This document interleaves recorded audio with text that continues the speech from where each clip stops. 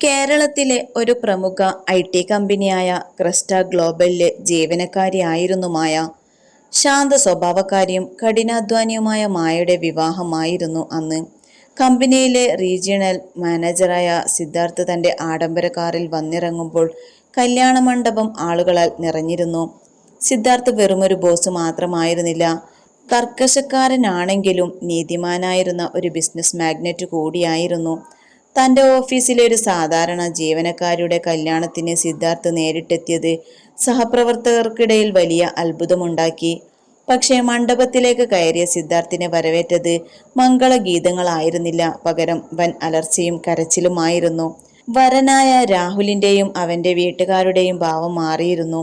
സ്ത്രീധനമായി ചോദിച്ച സ്വർണത്തിലും പണത്തിലും കുറവുണ്ടെന്ന് ആരോപിച്ചായിരുന്നു അവരുടെ തർക്കം. മായയുടെ പ്രായമായ അമ്മ അവരുടെ കാൽക്കൽ വീണ് കരയുകയായിരുന്നു.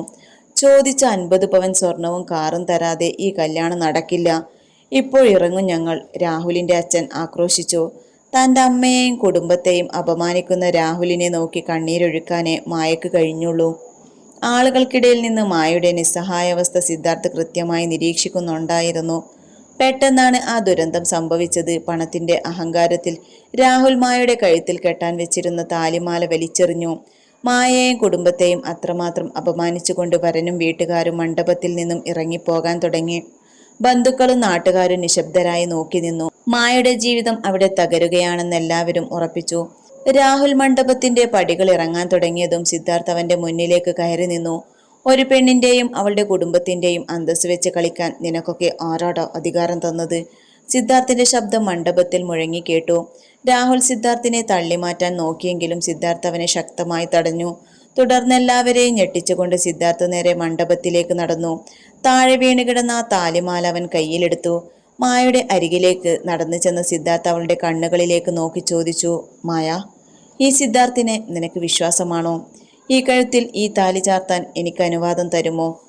അവിടെ കൂടിയിരുന്നവർ ശ്വാസം അടക്കിപ്പിടിച്ചു നിന്നു. മായയുടെ കണ്ണുകളിൽ അവിശ്വാസവും പ്രതീക്ഷയും ഒരേ സമയം മിന്നിമറഞ്ഞു. കരഞ്ഞുകൊണ്ടവൾ തലയാട്ടി. ബന്ധുക്കളുടെയും നാട്ടുകാരുടെയും സാന്നിധ്യത്തിൽ മംഗളവാദ്യങ്ങളുടെ അകമ്പടിയോടെ സിദ്ധാർത്ഥ് മായയുടെ കഴുത്തിൽ താലി ചാർത്തി.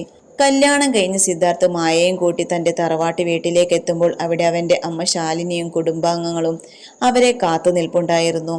ഒരു സാധാരണ ജീവനക്കാരിയെ സ്വന്തം മകൻ കല്യാണം കഴിച്ചു കൊണ്ടുവന്നത് അവർക്ക് ഉൾക്കൊള്ളാൻ കഴിയുന്നതിലും അപ്പുറമായിരുന്നു. സിദ്ധാർത്ഥ്, നീ എന്തായി കാണിച്ചേ? നമ്മുടെ കുടുംബത്തിന്റെ പദവി എവിടെ?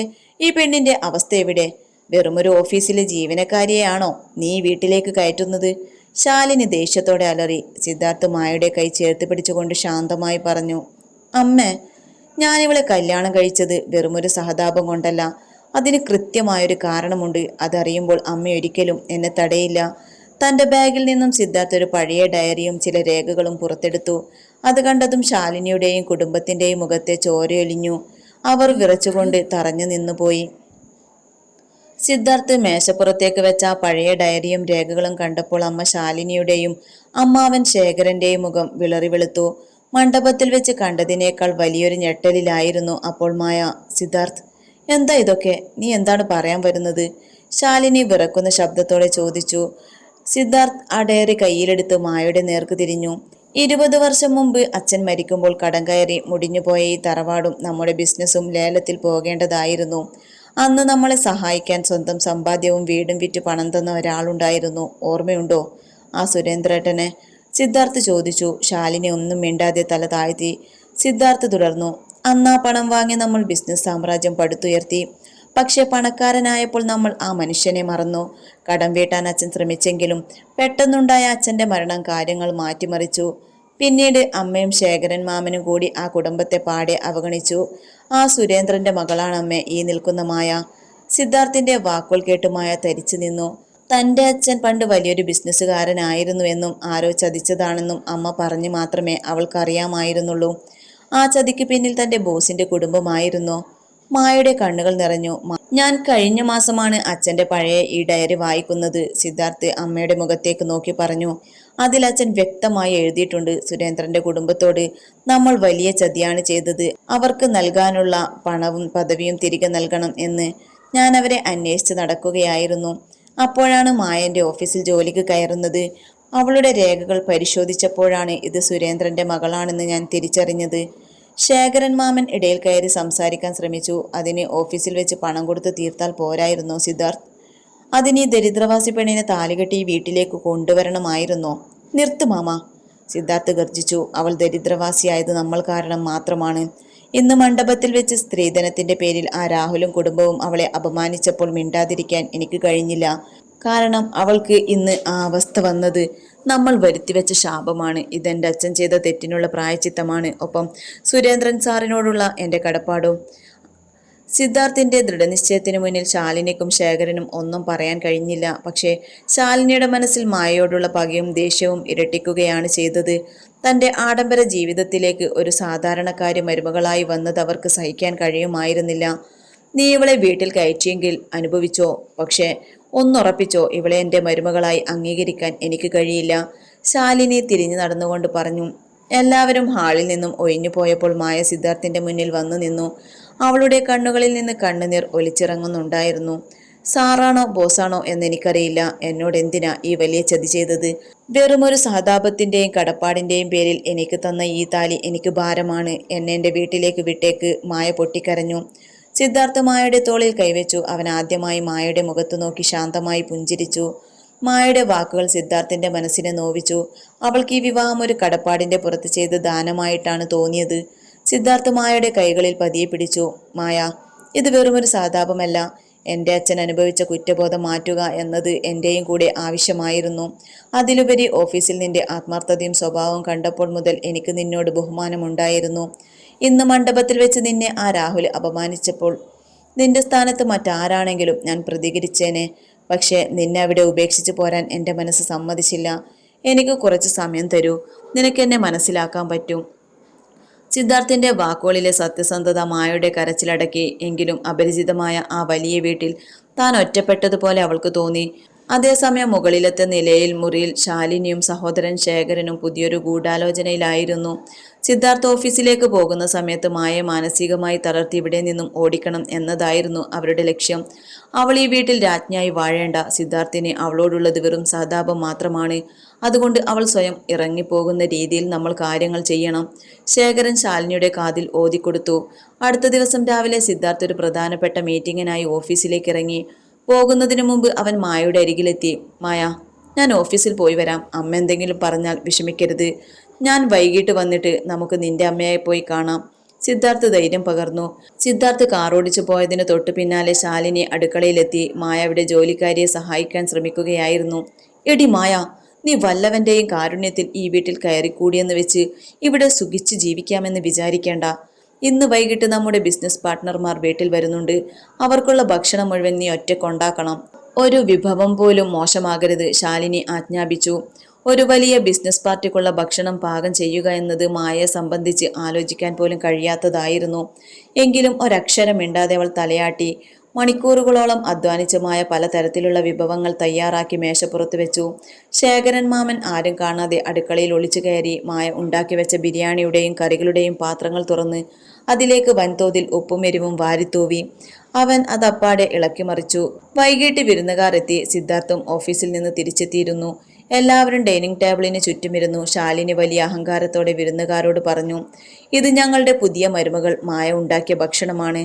അവൾക്ക് ഞങ്ങളുടെ നിലവാരത്തിനനുസരിച്ച് ഉയരാൻ പറ്റുമോ എന്ന് നോക്കണമല്ലോ.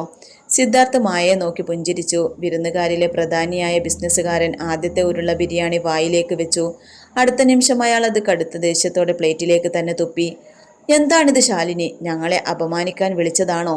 ഇതിൽ തിന്നാൻ പറ്റുന്ന വല്ലതുണ്ടോ? അയാൾ എഴുന്നേറ്റു. ശാലിനിയും ശേഖരനും പരസ്പരം നോക്കി ഗൂഢമായി ചിരിച്ചു. സിദ്ധാർത്ഥിന്റെ മുഖം ഇരുണ്ടു. മായ ഭയത്തോടെയും അവിശ്വാസത്തോടെയും കൈകൾ കൂപ്പി നിന്നു. വിരുന്നുകാരൻ പ്ലേറ്റിലേക്ക് ഭക്ഷണം തുപ്പിയതും ഡൈനിങ് ഹാളിൽ വലിയൊരു നിശബ്ദത പടർന്നു. മായയുടെ കണ്ണുകൾ നിറഞ്ഞു തുളുമ്പി. താൻ അത്രയും ശ്രദ്ധയോടെ ഉണ്ടാക്കിയ ഭക്ഷണത്തിന് ഇതെങ്ങനെ സംഭവിച്ചു എന്നവൾക്ക് മനസ്സിലായില്ല. ഇതാണോ സിദ്ധാർത്ഥ്, നിന്റെ ഓഫീസിലെ മികച്ച ജീവനക്കാരി? വീട്ടിൽ വരുന്ന അതിഥികൾക്ക് വിഷം പോലുള്ള ഭക്ഷണമാണോ കൊടുക്കുന്നത്? ശാലിനി മായയെ നോക്കി ആക്രോശിച്ചു. ശേഖരൻ മാമനും വിരുന്നുകാരെ സോപ്പിടാൻ എന്നവണ്ണം ഇടയിൽ കയറി. ക്ഷമിക്കണം സാർ, ഇവൾ സാധാരണ ചുറ്റുപാടിൽ നിന്ന് വന്നതല്ലേ, അതിന്റെ കുറവുണ്ടാകും. നമുക്ക് പുറത്തുനിന്ന് ഫുഡ് ഓർഡർ ചെയ്യാം. സിദ്ധാർത്ഥ ഒന്നും മിണ്ടാതെ എഴുന്നേറ്റു. അവൻ നേരെ പ്ലേറ്റിലിരുന്ന ബിരിയാണിയിൽ നിന്നും ഒരു സ്പൂൺ എടുത്ത് വായിലേക്ക് വെച്ചു. കടുത്ത ഉപ്പും എരിവും കാരണം അവന്റെ തൊണ്ട കരിഞ്ഞു പോകുന്നത് പോലെ തോന്നി. പക്ഷെ അവൻ ഭാവവ്യത്യാസമില്ലാതെ അത് വിഴുങ്ങി. മായ പാചകം ചെയ്യുമ്പോൾ എത്രത്തോളം വൃത്തിയും കൃത്യതയും പാലിക്കാറുണ്ടെന്ന് ഓഫീസിലെ അനുഭവങ്ങളിൽ നിന്ന് സിദ്ധാർത്ഥിന് അറിയാമായിരുന്നു. അതുകൊണ്ട് തന്നെ ഇതിൽ ആരോ മനഃപൂർവ്വം കളിച്ചിട്ടുണ്ടെന്ന് അവൻ ഉറപ്പായി. സിദ്ധാർത്ഥ് പതിയെ ഫോണെടുത്ത് വീട്ടിലെ സെക്യൂരിറ്റി റൂമിലേക്ക് വിളിച്ചു. ഹലോ ജോസഫ്, നമ്മുടെ ഡൈനിങ് ഏരിയയിലെയും അടുക്കളയിലെയും കഴിഞ്ഞ 2 മണിക്കൂറിലെ CCTV ദൃശ്യങ്ങൾ ഇപ്പോൾ തന്നെ എൻ്റെ ഫോണിലേക്ക് അയക്കൂ. സിദ്ധാർത്ഥിന്റെ ഈ വാക്കുകൾ കേട്ടതും ശേഖരൻ മാമന്റെ മുഖത്തെ ചോരയൊലിഞ്ഞു. അവൻ ശാലിനിയെ ഭയത്തോടെ നോക്കി. 1 മിനിറ്റിനുള്ളിൽ സിദ്ധാർത്ഥിന്റെ ഫോണിൽ വീഡിയോ എത്തി. സിദ്ധാർത്ഥ് ആ വീഡിയോ പ്ലേ ചെയ്ത് ഡൈനിങ് ടേബിളിലിരുന്ന വിരുന്നുകാരന്റെയും അമ്മയുടെയും മുന്നിലേക്ക് വെച്ചുകൊടുത്തു. അതിൽ വ്യക്തമായിരുന്നു മായ പുറത്തേക്ക് പോയ സമയം നോക്കി ശേഖരൻ മാമൻ അടുക്കളയിൽ ഒളിച്ചു കയറുന്നതും കറികളിലും ബിരിയാണിയിലും ഉപ്പും മുളകുപൊടിയും വാരിത്തൂവുന്നതും. എന്താ മാമ ഇത്? മായക്ക് പാചകം അറിയില്ലാത്തതാണോ അതോ ഈ വീടിന്റെ അന്തസ്സ് കളയാൻ നിങ്ങൾ മനഃപൂർവ്വം ചെയ്തതാണോ? സിദ്ധാർത്ഥ് കടുത്ത ശബ്ദത്തിൽ ചോദിച്ചു. വിരുന്നുകാർ സത്യം മനസ്സിലാക്കി ശേഖരനെ പുച്ഛത്തോടെ നോക്കി. നാണക്കേട് തന്നെ, സ്വന്തം വീട്ടിലെ മരുമകളെ തോൽപ്പിക്കാൻ അതിഥികളെ കരുവാക്കുന്ന ഇങ്ങനെയുള്ളവരുടെ വീട്ടിൽ ഞങ്ങളിനി ഇരിക്കില്ല എന്ന് പറഞ്ഞ് വീട്ടുകാർ അവിടെ നിന്നും ഇറങ്ങിപ്പോയി. ഹാളിൽ സിദ്ധാർത്ഥും ശാലിനിയും ശേഖരനും മായയും മാത്രമായി. ശേഖരൻ തല താഴ്ത്തി നിന്നു. ഇനി ഈ വീട്ടിൽ മായയെ അപമാനിക്കാൻ ആരെങ്കിലും ശ്രമിച്ചാൽ അവർ ഈ പടിയിറങ്ങേണ്ടി വരും, അതാരായാലും ശരി. ശാലിനിയെ നോക്കിക്കൊണ്ട് സിദ്ധാർത്ഥ് താക്കീത് നൽകി. തുടർന്ന് അവൻ മായയുടെ കൈപിടിച്ച് മുകളിലെ മുറിയിലേക്ക് കൂട്ടിക്കൊണ്ടുപോയി. മുറിയിലെത്തിയതും സിദ്ധാർത്ഥ് മായയോട് പറഞ്ഞു, മായ, നിനക്ക് വേണ്ടി സംസാരിക്കാൻ ഞാൻ എപ്പോഴും കാണും. പക്ഷേ നീയൊരു പാവമായി ഇങ്ങനെ കരഞ്ഞു നിന്നാൽ എല്ലാവരും ചവിട്ടും. നീ പ്രതികരിക്കാൻ പഠിക്കണം. തനിക്ക് വേണ്ടി സ്വന്തം കുടുംബത്തെ പോലും എതിർക്കുന്ന സിദ്ധാർത്ഥിനെ മായ ആദ്യമായി മറ്റൊരു കണ്ണോടെ നോക്കി. അവളുടെ മനസ്സിൽ അവരോടുള്ള ബഹുമാനം പ്രണയമായി മാറാൻ തുടങ്ങുകയായിരുന്നു. പക്ഷേ കളിത്തോറ്റ സിംഹത്തെ പോലെ താഴെ നിന്ന ശാലിനി അപ്പോഴേക്കും അടുത്ത കെണി ഒരുക്കിയിരുന്നു. ഇത്തവണ മായയെ ഓഫീസിൽ വെച്ച് തകർക്കാനായിരുന്നു അവരുടെ പ്ലാൻ. വീട്ടിലെ പരീക്ഷണങ്ങൾ അതിജീവിച്ചെങ്കിലും മായയ്ക്ക് വീട്ടിൽ ചുമ്മാതിരിക്കാൻ താല്പര്യമില്ലായിരുന്നു. അവൾ സിദ്ധാർത്ഥിനോട് തന്റെ ജോലിയിൽ തിരികെ പ്രവേശിക്കാനുള്ള ആഗ്രഹം പ്രകടിപ്പിച്ചു. സിദ്ധാർത്ഥ് അത് സന്തോഷത്തോടെ സമ്മതിക്കുകയും ചെയ്തു. അങ്ങനെ ബോസും ഭാര്യയുമായി അവർ ഒരുമിച്ച് ഓഫീസിലേക്ക് വരാൻ തുടങ്ങി. പക്ഷെ മായക്ക് ഓഫീസിലെ അന്തരീക്ഷം പണ്ടത്തെ പോലെ ആയിരുന്നില്ല. അവൾ സിദ്ധാർത്ഥിന്റെ ഭാര്യയായത് പല സഹപ്രവർത്തകർക്കും അസൂയ ഉണ്ടാക്കിയിരുന്നു. പ്രത്യേകിച്ച് സിദ്ധാർത്ഥിനെ വിവാഹം കഴിക്കാൻ ആഗ്രഹിച്ചിരുന്ന കമ്പനിയിലെ സീനിയർ പ്രൊജക്ട് മാനേജറായ ശാലിനിയുടെ സുഹൃത്തിന്റെ മകൾ മേഘ്നയ്ക്ക്. അടുക്കളയിലെ പ്ലാൻ പൊളിഞ്ഞതോടെ ശാലിനി പുതിയൊരു വഴി കണ്ടെത്തിയിരുന്നു. അവൾ മേഘ്നയെ ഫോണിൽ വിളിച്ച് കാര്യങ്ങൾ ധരിപ്പിച്ചു. മേഘ്ന, അവളെന്റെ മകന്റെ ഭാര്യയായി ഈ വീട്ടിൽ വാഴുന്നത് എനിക്ക് സഹിക്കില്ല. ഓഫീസിൽ വെച്ച് അവളുടെ മേൽ എന്തെങ്കിലും വലിയ കള്ളക്കേസ് വരണം. സിദ്ധാർത്ഥിന് അവളെ കമ്പനിയിൽ നിന്നും സ്വന്തം ജീവിതത്തിൽ നിന്നും പുറത്താക്കാൻ തോന്നണം. നീ അതിനൊരു വഴി കണ്ടെത്തണം, ശാലിനി പറഞ്ഞു. അമ്മ വിഷമിക്കണ്ട. ക്രിസ്റ്റ ഗ്ലോബലിന്റെ ഏറ്റവും പുതിയ അന്താരാഷ്ട്ര പ്രൊജക്ടിന്റെ ഫയലുകൾ ഇപ്പോൾ എന്റെ കയ്യിലാണ്. അതിൽ ഞാനൊരു കളി കളിക്കാം, മേഘ്ന ഉറപ്പു നൽകി. അടുത്ത ദിവസം ഓഫീസിൽ വലിയൊരു മീറ്റിംഗ് നടക്കുകയായിരുന്നു. വിദേശത്തു നിന്നുള്ള പ്രമുഖ ക്ലയന്റുകൾ വന്നിട്ടുണ്ട്. കമ്പനിയുടെ ഏറ്റവും രഹസ്യ സ്വഭാവമുള്ള കോടികളുടെ പ്രൊജക്ട് ഡീറ്റെയിൽസ് അടങ്ങിയ ഫയൽ സിദ്ധാർത്ഥ് ആവശ്യപ്പെട്ടു. മാഡം, ആ പ്രൊജക്ടിന്റെ ഫൈനൽ ഡ്രാഫ്റ്റ് മായയുടെ സിസ്റ്റത്തിലാണ് ലാസ്റ്റ് അപ്ഡേറ്റ് ചെയ്തത്. ഫയൽ മായയുടെ കയ്യിലായിരിക്കും, മേഘ്ന മീറ്റിംഗിൽ വെച്ച് പറഞ്ഞു. സിദ്ധാർത്ഥ് മായയെ നോക്കി. മായ വേഗം തന്റെ ക്യാബിനിലേക്ക് പോയി ഫയൽ നോക്കിയെങ്കിലും അതവിടെ ഉണ്ടായിരുന്നില്ല. അവളുടെ സിസ്റ്റത്തിലെ ഡാറ്റയും ഡിലീറ്റ് ചെയ്യപ്പെട്ടിരുന്നു. മായ ആകെ പരിഭ്രാന്തയായി. സർ, ഫയൽ എൻ്റെ ഡെസ്കിൽ ഉണ്ടായിരുന്നു. സിസ്റ്റത്തിലെ ബാക്കപ്പും കാണാനില്ല. ആരോ അത് മാറ്റിയിട്ടുണ്ട്, മായ സങ്കടത്തോടെ പറഞ്ഞു. മേഘ്ന ഉടനെ എഴുന്നേറ്റു. എന്തൊരു ഉത്തരവാദിത്തമില്ലായ്മയാണിത് മായ. അതോ ബോസിന്റെ ഭാര്യ ആയതുകൊണ്ട് നിനക്ക് എന്തും ചെയ്യാമെന്നാണോ വിചാരം? ഈ പ്രോജക്റ്റ് വിവരങ്ങൾ ചോർന്നാൽ കമ്പനിക്ക് കോടികളുടെ നഷ്ടം വരും. നീ ഇത് നമ്മുടെ എതിരാളികളായ കമ്പനിക്ക് ചോർത്തിക്കൊടുത്തതാണോ എന്ന് ആർക്കറിയാം? മേഘ്നയുടെ ആരോപണം കേട്ട് ഓഫീസിൽ എല്ലാവരും മായ സംശയത്തോടെ നോക്കാൻ തുടങ്ങി. വിദേശ ക്ലയന്റുകൾക്ക് മുന്നിൽ സിദ്ധാർത്ഥ് വലിയൊരു പ്രതിസന്ധിയിലായി. ബോസ് എന്ന നിലയിൽ അവന് മായയെ മാത്രം പിന്തുണയ്ക്കാൻ കഴിയില്ലായിരുന്നു. സിദ്ധാർത്ഥ് കടുത്ത ഭാവത്തോടെ മായയെ നോക്കി. മായ, ബിസിനസ്സിൽ എനിക്ക് വിട്ടുവീഴ്ചകളില്ല. വൈകിട്ട് 5 മണിക്ക് മുമ്പ് ആ ഫയൽ എവിടെയുണ്ടെന്ന് കണ്ടെത്തണം. ഇല്ലെങ്കിൽ കമ്പനിയുടെ നിയമപ്രകാരം നിനക്കെതിരെ ആക്ഷൻ എടുക്കേണ്ടി വരും. സിദ്ധാർത്ഥിന്റെ ആ കടുത്ത വാക്കുകൾ മായയുടെ നെഞ്ചിൽ കുത്തിയിറങ്ങി. താൻ ജീവന തുല്യം സ്നേഹിക്കാൻ തുടങ്ങിയ ഭർത്താവ് പോലും തന്നെ സംശയിക്കുന്നു എന്നവൾ കരുതി. അവൾ തല താഴ്ത്തി കരഞ്ഞുകൊണ്ട് ക്യാബിന് പുറത്തേക്കോടി. മേഘ്ന തന്റെ സീറ്റിലിരുന്ന് വിജയിച്ചിരി ചിരിച്ചു. അവളുടെ ബാഗിന്റെ രഹസ്യ അറയിൽ ആ ഫയൽ സുരക്ഷിതമായി ഇരിപ്പുണ്ടായിരുന്നു. പക്ഷേ കളി അവിടെ തീർന്നില്ലായിരുന്നു. മായ കരഞ്ഞുകൊണ്ട് ഓഫീസിന്റെ ടെറസിലേക്ക് ഓടിപ്പോയി. സിദ്ധാർത്ഥ് പോലും തന്നെ വിശ്വസിച്ചില്ലല്ലോ എന്നതോർത്തായിരുന്നു അവളുടെ സങ്കടം. എന്നാൽ മീറ്റിംഗ് ഹാളിൽ സിദ്ധാർത്ഥിന്റെ മനസ്സിൽ മറ്റൊരു പ്ലാൻ നടക്കുകയായിരുന്നു. മായ ഒരിക്കലും അങ്ങനെ ഒരു തെറ്റ് ചെയ്യില്ലെന്ന് അവൻ ഉറപ്പായിരുന്നു. മേഘ്നയുടെ മുഖത്തെ അമിതമായ ആത്മവിശ്വാസം തന്നെയാണ് അവളിലാണ് കള്ളനെന്ന് സിദ്ധാർത്ഥിന് മനസ്സിലാക്കി കൊടുത്തത്. അവനുടൻ തന്നെ കമ്പനിയിലെ വിശ്വസ്തനായ IT സെക്യൂരിറ്റി ഓഫീസറെ രഹസ്യമായി തന്റെ മുറിയിലേക്ക് വിളിപ്പിച്ചു. രാഹുൽ മായയുടെ സിസ്റ്റം ആരാണ് അവസാനം ലോഗിൻ ചെയ്തതെന്ന് എനിക്ക് കൃത്യമായി അറിയണം. മെയിൻ സെർവറിൽ നിന്ന് ഡിലീറ്റ് ചെയ്ത ഫയലുകൾ റിക്കവർ ചെയ്യാൻ നോക്കൂ, സിദ്ധാർത്ഥ് ഉത്തരവിട്ടു. കുടുക്കിൽ വീണ മേഘ്ന 5 മണി തികയാൻ മിനിറ്റുകൾ മാത്രം ബാക്കി നിൽക്കെ സിദ്ധാർത്ഥ് ഓഫീസിലെ മുഴുവൻ സ്റ്റാഫിനെയും മെയിൻ ഹാളിലേക്ക് വിളിച്ചുകൂട്ടി. മായൻ തലതാഴ്ത്തി ഒരു വശത്ത് വന്നു നിന്നു. ശാലിനിയും കാര്യങ്ങൾ അറിയാൻ ഓഫീസിലേക്ക് എത്തിയിരുന്നു. സമയം 5 ആവുകയായി. മായ, നിനക്ക് ആ ഫയൽ കണ്ടെത്താൻ കഴിഞ്ഞോ? മേഘ്ന പരസ്യമായി പരിഹസിച്ചു. അതിനവൾക്ക് കഴിയില്ല മേഘ്ന, സിദ്ധാർത്ഥ് മുന്നോട്ട് നടന്നുകൊണ്ട് പറഞ്ഞു. കാരണം ആ ഫയൽ മോഷ്ടിക്കപ്പെട്ടത് മായയുടെ അശ്രദ്ധ കൊണ്ടല്ല. ഈ ഓഫീസിലെ മറ്റൊരു ജീവനക്കാരി മനഃപൂർവ്വം അത് ഡിലീറ്റ് ചെയ്തതാണ്. IT ടീം മെയിൻ സെർവറിൽ നിന്ന് എടുത്ത report. Siddharth projector screen on ചെയ്തു. അതിൽ വ്യക്തമായിരുന്നു മായ ഉച്ചഭക്ഷണത്തിന് പോയ സമയത്ത് അവളുടെ ക്യാബിനിൽ കയറി സിസ്റ്റം വഴി ഫയൽ ഡിലീറ്റ് ചെയ്തത് മേഘ്നയുടെ ഐഡിയ ഉപയോഗിച്ചായിരുന്നു. കൂടാതെ CCTV ക്യാമറയിൽ മേഘ്ന മായയുടെ ഡെസ്കിൽ നിന്നും ഫയലെടുത്ത് തന്റെ ബാഗിൽ വെക്കുന്ന ദൃശ്യങ്ങളും തെളിഞ്ഞു വന്നു. എല്ലാവരുടെയും മുന്നിൽ വെച്ച് കള്ളത്തരം വെളിച്ചത്തായതോടെ മേഘ്ന വിറക്കാൻ തുടങ്ങി. സർ, അത് ഞാൻ ശാലിനിയമ്മ പറഞ്ഞിട്ടാണ് ഞാനിത് ചെയ്തത്. മായ ഇവിടെ നിന്നും പുറത്താക്കാൻ അമ്മയാണ് എന്നോട് ആവശ്യപ്പെട്ടത്. ജീവൻ രക്ഷിക്കാൻ വേണ്ടി മേഘ്ന സത്യം വിളിച്ചു പറഞ്ഞു. അതുവരെ അഹങ്കാരത്തോടെ നിന്നിരുന്ന ശാലിനി പെട്ടെന്ന് തളർന്നു പോയി. ഓഫീസിലെ ജീവനക്കാർ പരസ്പരം നോക്കി അടക്കം പറയാൻ തുടങ്ങി. സ്വന്തം മരുമകളെ ചതിക്കാൻ കമ്പനിയുടെ കോടികളുടെ പ്രൊജക്ട് തകർക്കാൻ നോക്കിയ അമ്മയോട് സിദ്ധാർത്ഥിന് കടുത്ത ദേഷ്യം തോന്നി. മേഘ്ന, യു ആർ ഫയേർഡ്. കമ്പനി രഹസ്യങ്ങൾ ചോർത്താൻ നോക്കിയതിന് നിനക്കെതിരെ ഞാൻ പോലീസിൽ കേസ് കൊടുക്കും, സിദ്ധാർത്ഥ് ഗർജിച്ചു. തുടർന്ന് അവൻ ശാലിനിയുടെ നേർക്ക് തിരിഞ്ഞു. അമ്മയോടുള്ള ബഹുമാനം കൊണ്ട് ഞാൻ ഈ ഓഫീസിൽ വെച്ച് കൂടുതലൊന്നും പറയുന്നില്ല. പക്ഷേ മായ ഈ കമ്പനിയുടെ ലീഗൽ പാർട്ട്ണർ കൂടിയാണ്. അച്ഛൻ്റെ കടം തീർക്കാൻ ഞാൻ എഴുതിവെച്ച ഷെയറുകൾ മായയുടെ പേരിലാണ്. അവളെ തൊട്ടാൽ അത് എന്നെ തൊടുന്നതിന് തുല്യമാണ്. സിദ്ധാർത്ഥ് മായയുടെ അരികിലേക്ക് നടന്നു ചെന്നു. അവളുടെ കണ്ണുകളിലെ കണ്ണീർ അവൻ തുടച്ചു മാറ്റി.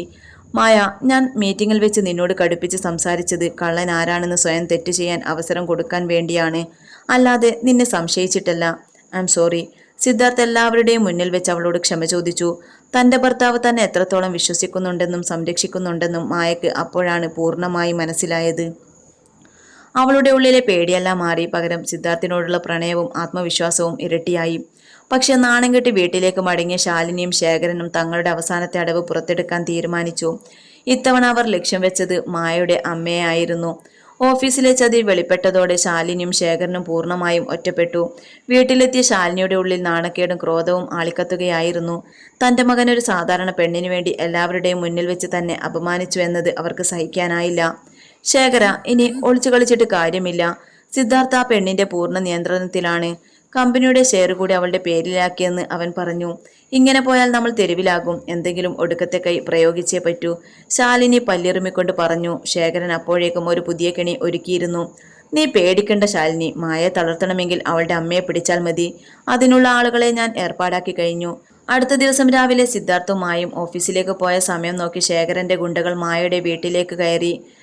രോഗിയായ അവളുടെ അമ്മ ലീലയെ അവർ ബലമായി ഒരു കാറിലേക്ക് കയറ്റി അജ്ഞാത കേന്ദ്രത്തിലേക്ക് മാറ്റി. ഉച്ച കഴിഞ്ഞപ്പോൾ മായയുടെ ഫോണിലേക്ക് ഒരു അജ്ഞാത നമ്പറിൽ നിന്നും കോൾ വന്നു. ഫോൺ എടുത്ത മായ കേട്ടത് അമ്മയുടെ കരച്ചിലായിരുന്നു. മായമോളെ, എന്നെ ആരോ ഒരു മുറിയിൽ പൂട്ടിയിട്ടിരിക്കുകയാണ്. എനിക്ക് ശ്വാസം മുട്ടുന്നു. ഫോൺ പെട്ടെന്ന് ശേഖരൻ കയ്യിലെടുത്തു. അവന്റെ ക്രൂരമായ ചിരി മറുതലക്കൽ മുഴങ്ങി. ഇടി മായ, നിന്റെ അമ്മ ജീവനോടെ വേണമെങ്കിൽ നീ ഇപ്പൊ തന്നെ ആരോടും പറയാതെ ഈ നഗരം വിട്ടു പോകണം. സിദ്ധാർത്ഥിന്റെ ജീവിതത്തിൽ നിന്നും നീ പടിയിറങ്ങിയെന്ന് അവന് ബോധ്യപ്പെടണം. പോലീസിൽ അറിയിക്കാൻ നോക്കിയാൽ നിന്റെ അമ്മയുടെ ശവം മാത്രമായിരിക്കും നിനക്ക് കിട്ടുക. ഫോൺ കട്ടായതും മായയുടെ ലോകം സ്തംഭിച്ചുപോയി. അവൾ പഴയതുപോലെ കരഞ്ഞു തളർന്ന് വീണില്ല. സിദ്ധാർത്ഥ് കഴിഞ്ഞ ദിവസം പറഞ്ഞ വാക്കുകൾ അവളുടെ കാതുകളിൽ മുഴങ്ങി. നീ ഒരു പാവമായി ഇങ്ങനെ കരഞ്ഞു നിന്നാൽ എല്ലാവരും ചവിട്ടും. നീ പ്രതികരിക്കാൻ പഠിക്കണം. തന്റെ ഭർത്താവിന്റെ തണൽ തനിക്ക് ധൈര്യമാണ് നൽകേണ്ടത്, അല്ലാതെ ഭീരുത്വമല്ലെന്ന് അവൾ തിരിച്ചറിഞ്ഞു. മായ നേരെ സിദ്ധാർത്ഥിന്റെ ക്യാബിനിലേക്ക് നടന്നു. കതക് തുറന്ന് അകത്ത് കയറി അവൾ കാര്യങ്ങളെല്ലാം സിദ്ധാർത്ഥിനോട് തുറന്നു പറഞ്ഞു. എന്നെ വിശ്വസിച്ച് എല്ലാം എന്നോട് പറഞ്ഞതിന് നന്ദി മായ. നീ പേടിക്കേണ്ട, നിന്റെ അമ്മയ്ക്കൊന്നും സംഭവിക്കില്ല. നമ്മൾ പോലീസിൽ പോകുന്നില്ല. കാരണം അവന്മാർക്ക് നമ്മുടെ നീക്കങ്ങൾ മനസ്സിലാകും. പക്ഷെ അവന്മാരെ പിടിക്കാൻ എൻ്റെ കയ്യിലൊരു വഴിയുണ്ട്, സിദ്ധാർത്ഥ് ദൃഢതയോടെ പറഞ്ഞു. മായയുടെ ഫോണിലേക്ക് വന്ന ആ അജ്ഞാത കോളിന്റെ സിഗ്നലുകൾ സിദ്ധാർത്ഥ് തന്റെ കമ്പനിയിലെ ഹാക്കർമാരുടെ സഹായത്തോടെ രഹസ്യമായി ട്രാക്ക് ചെയ്തു. നഗരത്തിന്റെ അതിർത്തിയോട് ചേർന്നുള്ള ഒരു പഴയ ഗോഡൌണിൽ നിന്നാണ് ആ കോൾ വന്നതെന്ന് അവർ കണ്ടെത്തി. മായ, നീ അവർ പറഞ്ഞതുപോലെ കമ്പനിയിൽ നിന്നും ഇറങ്ങിപ്പോകുന്നത് പോലെ അഭിനയിക്കുക. നിന്റെ പിന്നാലെ ഞാനുണ്ടാകും, സിദ്ധാർത്ഥ് പ്ലാൻ ഉപദേശിച്ചു. അതുപോലെ തന്നെ മായ ഓഫീസിൽ നിന്നും കരഞ്ഞുകൊണ്ട് ഇറങ്ങിപ്പോകുന്നത് ശാലിനിയുടെ ആളുകൾ കണ്ടു. അവർ ഉടൻ തന്നെ ശേഖരനെ വിവരം അറിയിച്ചു. മായ നേരെ ആ പഴയ ഗോഡൌൺ ലക്ഷ്യമാക്കി നടന്നു. അവളുടെ പിന്നാലെ അതീവ രഹസ്യമായി സിദ്ധാർത്ഥും അവന്റെ വിശ്വസ്തരായ സുഹൃത്തുക്കളും നീങ്ങി. ഗോഡൌണിന്റെ മുന്നിലെത്തിയ മായ അകത്തേക്ക് കയറി. അവിടെ കസേരയിൽ കെട്ടിയിട്ട അവസ്ഥയിലായിരുന്നു അവളുടെ അമ്മ. തൊട്ടടുത്ത് വടിയും പിടിച്ച് ശേഖരൻ മാമൻ നിൽപ്പുണ്ടായിരുന്നു. വന്നു മോളെ, നീ വിചാരിച്ചോ സിദ്ധാർത്ഥിന്റെ തണലിൽ എപ്പോഴും വാഴാമെന്ന്? ഇപ്പോഴെങ്കിലും നിന്റെ സ്ഥാനം മനസ്സിലായല്ലോ, ശേഖരൻ പരിഹസിച്ചു. എന്നാൽ മായയുടെ മുഖത്ത് ഭയത്തിന് പകരം ഒരു പുഞ്ചിരിയാണ് വിരിഞ്ഞത്. അവൾ ഗോഡൌണിന്റെ വാതിലിലേക്ക് നോക്കി പറഞ്ഞു, എന്റെ സ്ഥാനം എവിടെയാണെന്ന് എനിക്ക് നന്നായി അറിയാം മാമ, പക്ഷേ നിങ്ങളുടെ സ്ഥാനം ഇനി ജയിലിലാണ്. പെട്ടെന്ന് ഗോഡൌണിന്റെ കതക് ശക്തമായി തുറക്കപ്പെട്ടു. അകത്തേക്ക് സിദ്ധാർത്ഥും കൂട്ടരും ഇരച്ചു കയറി. ഗോഡൌണിന്റെ കതക് തകർത്ത് സിദ്ധാർത്ഥും സുഹൃത്തുക്കളും അകത്തേക്ക് ഇരച്ചു കയറിയത് കണ്ട് ശേഖരനും ഗുണ്ടകളും ഞെട്ടിവിറച്ചു. തങ്ങളുടെ പ്ലാൻ ഇത്ര പെട്ടെന്ന് പൊളിയുമെന്നവർ സ്വപ്നത്തിൽ പോലും കരുതിയിരുന്നില്ല. സിദ്ധാർത്ഥ്, നീ എങ്ങനെ ഇവിടെ? ശേഖരൻ ഭയത്തോടെ പിന്നോട്ട് മാറി. നിന്നെപ്പോലെയുള്ള ചതിയന്മാർ കൊളിച്ചിരിക്കാൻ ഈ ഭൂമിയിൽ ഒരിടവുമില്ലടാ. സിദ്ധാർത്ഥിന്റെ ഗർജനം ഗോഡൌണിൽ മുഴങ്ങി. രക്ഷപ്പെടാൻ വഴിയില്ലാതെ ശേഖരന്റെ ഗുണ്ടകൾ സിദ്ധാർത്ഥിന് നേരെ തിരിഞ്ഞു. എന്നാൽ സിദ്ധാർത്ഥും സുഹൃത്തുക്കളും അവരെ ശക്തമായി നേരിട്ടു. മിനിറ്റുകൾക്കകം ഗുണ്ടകളെല്ലാം നിലംപരിശായി. ഒടുവിൽ സിദ്ധാർത്ഥ് ശേഖരന്റെ കോളറിൽ കുത്തിപ്പിടിച്ചു. സ്വന്തം കുടുംബത്തിലെ മരുമകളെയും അവളുടെ അമ്മയെയും തട്ടിയെടുക്കാൻ മാത്രം തരം താണവനായല്ലോ നീ. 20 വർഷം മുമ്പ് അച്ഛനെ ചതിച്ച് സുരേന്ദ്രൻ സാറിന്റെ കുടുംബത്തെ തെരുവിലിറക്കിയതും നീ തന്നെയല്ലേടാ? സിദ്ധാർത്ഥിന്റെ ചോദ്യത്തിനു മുന്നിൽ ശേഖരൻ വിയർത്തു. സിദ്ധാർത്ഥ് കൈവീശി ശേഖരന്റെ കരണത്തടിച്ചു. ആ സമയം തന്നെ സിദ്ധാർത്ഥ് നേരത്തെ വിവരം അറിയിച്ചതനുസരിച്ച് പോലീസ് സംഘം ഗോഡൌണിലേക്ക് എത്തിച്ചേർന്നു. ശേഖരനെയും കൂട്ടരെയും പോലീസ് വിലങ്ങ് വെച്ചു. മായ ഓടിച്ച് നമ്മയുടെ കെട്ടയിച്ചു. ലീല മകളെയും സിദ്ധാർത്ഥിനെയും കെട്ടിപ്പിടിച്ച് കരഞ്ഞു. സിദ്ധാർത്ഥ് ലീലയുടെ കൈകൾ ചേർത്ത് പിടിച്ചു. അമ്മേ, ഇനി നിങ്ങൾ ഒറ്റയ്ക്കല്ല, ഈ സിദ്ധാർത്ഥിന്റെ കൂടെയാണ് ശാലിനിയുടെ മാനസാന്തരം. പോലീസ് നേരെ സിദ്ധാർത്ഥിന്റെ തറവാട്ട് വീട്ടിലേക്കാണ് എത്തിയത്. ശേഖരൻ നൽകിയ മൊഴിയുടെ അടിസ്ഥാനത്തിൽ ശാലിനിയെയും ചോദ്യം ചെയ്യാൻ പോലീസ് ഒരുങ്ങി. സ്വന്തം സഹോദരൻ ജയിലിലായതും താൻ ചെയ്ത കൂട്ടക്കച്ചവടങ്ങൾ പുറത്തായതും ശാലിനിയെ മാനസികമായി തളർത്തിയിരുന്നു. പോലീസിന് മുന്നിലേക്ക് സിദ്ധാർത്ഥ് കയറി നിന്നു. ഓഫീസറും സംഘവും, ക്ഷമിക്കണം, എൻ്റെ അമ്മയ്ക്ക് തെറ്റുപറ്റി. പക്ഷേ ഇതിൻ്റെ എല്ലാം മാസ്റ്റർ മൈൻഡ് ശേഖരനാണ്. എൻ്റെ അമ്മയെ ഇതിൽ നിന്നും ഒഴിവാക്കണം. മായയ്ക്ക് ഇതിൽ പരാതിയില്ല. താൻ ഇത്രയൊക്കെ ദ്രോഹിച്ചിട്ടും തന്നെ ജയിലിൽ അയക്കാതെ രക്ഷിക്കാൻ മകനും മരുമകളും കാണിച്ച ആ വലിയ മനസ്സ് ശാലിനിയുടെ കണ്ണു തുറപ്പിച്ചു. പോലീസ് മടങ്ങിയതിന് പിന്നാലെ ശാലിനി കരഞ്ഞുകൊണ്ട് മായയുടെ മുന്നിൽ കൈകൾ കൂപ്പി. മോളെ, എന്നോട് ക്ഷമിക്കണം. പണത്തിന്റെ അഹങ്കാരത്തിൽ ഞാൻ അന്ധയായിപ്പോയി. എൻ്റെ മകന് ഏറ്റവും അനുയോജ്യമായ പെണ്ണ് നീ തന്നെയാണ്. ഈ അമ്മയെ നീ മനസ്സറിഞ്ഞ് അനുഗ്രഹിക്കണം. ശാലിനി മായയുടെ കൈകളിൽ പിടിച്ചു. മായ ശാലിനിയെ ചേർത്ത് പിടിച്ചു. അമ്മേ, പഴയതെല്ലാം നമ്മൾ മറന്നു. ഇനി നമ്മൾ ഒരുമിച്ച് പുതിയൊരു ജീവിതം തുടങ്ങുകയാണ്. മാസങ്ങൾ കടന്നുപോയി. ക്രെസ്റ്റോ ഗ്ലോബൽ കമ്പനിയുടെ പുതിയ പ്രോജക്റ്റ് വൻ വിജയമായി മാറി. അതിൻ്റെ പൂർണ്ണ ക്രെഡിറ്റും കമ്പനിയുടെ പുതിയ ഡയറക്ടറായ മായക്കായിരുന്നു. വിവാഹ ദിവസം മണ്ഡപത്തിൽ വെച്ച് അനാഥയാക്കപ്പെടുമായിരുന്ന മായ ഇന്ന് ആ നഗരത്തിലെ വലിയൊരു ബിസിനസ് സാമ്രാജ്യത്തിന്റെ അധിപതിയാണ്. ഓഫീസ് മുറിയിൽ വെച്ച് സിദ്ധാർത്ഥ് മായയെ നോക്കി പതിയെ പുഞ്ചിരിച്ചു. എന്താ മാഡം, പുതിയ പ്രോജക്റ്റിന്റെ ഫയലുകളൊക്കെ റെഡിയാണോ? സിദ്ധാർത്ഥ് പഴയ ബോസിന്റെ ഭാവത്തിൽ ചോദിച്ചു. എല്ലാം റെഡിയാണ് സർ, പക്ഷേ ഇപ്പോൾ ഞാൻ നിങ്ങളുടെ ജീവനക്കാരിയല്ല, നിങ്ങളുടെ പാതിയാണ്. മായ കുസൃതിയോടെ മറുപടി നൽകി. ഒരു ദുരന്തത്തിൽ നിന്നും തന്നെ കൈപിടിച്ചുയർത്തി തന്റെ ജീവിതത്തിന് പുതിയൊരു അർത്ഥം നൽകിയ തങ്ങളുടെ പ്രിയപ്പെട്ട ബോസിനെ നോക്കി മായ മനസ്സ് നിറഞ്ഞു ചിരിച്ചു. പരസ്പരമുള്ള വിശ്വാസത്തിലും പ്രണയത്തിലും ആഴ്ന്നു നിന്നുകൊണ്ട് അവർ പുതിയൊരു പുലരിയിലേക്ക് ഒരുമിച്ച് ചുവടുവെച്ചു.